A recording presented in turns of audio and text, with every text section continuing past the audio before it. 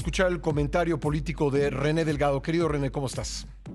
Pascal, escuchándote y me dejas muy inquieto esta semana, porque digamos que la vertiente de las entrevistas que has venido haciendo tienen, por un lado, la primera vertiente es la relativa a la reforma del Poder Judicial, y prácticamente han sido especialistas o, como lo acabas de hacer ahora, cuadros morenistas de la talla de Ricardo Monreal, pero no a ningún opositor. Y las entrevistas que has hecho a la oposición han sido sobre todo a panistas, en torno a la renovación de la dirección de ese partido y el replanteamiento de ese partido. Y parecieran dos asuntos desvinculados, pero en el fondo el eslabón que los une deriva del hecho de que Morena está actuando en el Parlamento o en el gobierno, si lo quieres ver por el lado gubernamental, sin contar con una oposición. Es nula esta.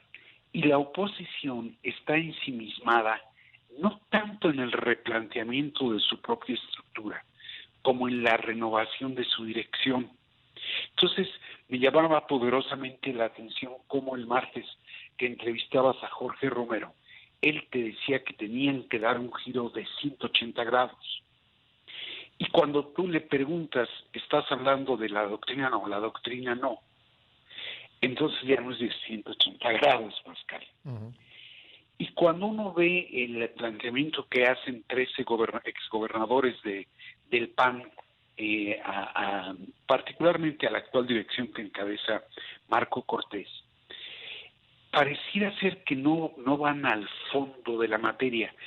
Y el fondo de la materia es que creo que la oposición, en particular el PAN, trae un problema de coyuntura y un problema de estructura. El de coyuntura necesitan renovar de manera democrática la dirección, tratando de evadir a lo que llaman los padroneros, aquellos que controlan los padrones de la militancia y sobre esa base impulsan o no impulsan a este o aquel otro candidato a la dirección del partido. Y la parte estructural es cuál es su ubicación, un siglo después de su fundación prácticamente, en un momento delicado de definición de la nación. Entonces sí asombra que no haya, y ya me concentro en el PAN porque es el partido opositor más importante. Y en el caso del PRI, asombra, fíjate qué cosa tan curiosa, si llegan a hacer una asamblea, van a ir muy pocos exgobernadores, porque ya todos casi se fueron del partido, o los expulsaron, o se fueron, o se afiliaron a Morena. Sí. Y esa parte que puede decir uno, bueno, es decorativa. Y los que no se han ido están inconformes, ¿no? Y los que no se han ido están inconformes y no les están dando juego. Sí. Y entonces la preocupación de Alejandro Moreno es cómo lograr que alguien de su propia camarilla se quede al frente del partido, en tanto que él va a tratar de concentrarse en quedarse con la coordinación del PRI en el Senado. Poquiteros. Y bueno, y del caso del PRD, ni caso hablar. Es decir, unos están por impugnar la pérdida del registro, otros están por tratar de crear una nueva formación, pero el hecho es que fueron 39 años que se echaron a perder. Entonces, y decía que parece desvinculado el problema de la discusión de la reforma del Poder Judicial con la situación de la oposición, pero es que no hay oposición real. Y ese es un problema en una democracia. Pues sí, ni numéricamente, por lo menos en la Cámara de Diputados, ahí es un hecho que no necesita el oficialismo ningún voto opositor, pero tampoco, y creo que por ahí va tu comentario, así lo estoy interpretando, pues no están muy metidos en la discusión, las discusiones que vienen hacia adelante, están todavía recogiendo los pedazos del naufragio, ¿no? Los restos del naufragio, ¿no? Sí. Y ve cómo Morena con el poder con el que se está topando es un poder fáctico. Sí.